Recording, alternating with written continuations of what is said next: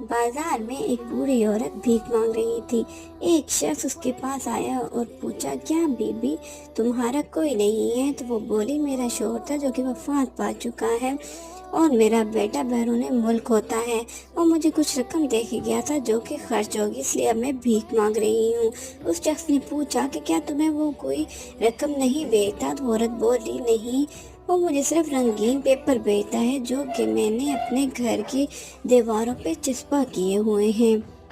वो शख्स उसके घर गया और देखा तो हैरान रह गया कि उसके घर की दीवारों पर ड्राफ्ट लगे हुए थे। हर ड्राफ्ट 50,000 का था। उस औरत को अपनी इग्नोरेंस में नहीं पता था कि इस रंगीन कागज़ की क्या अहमियत है।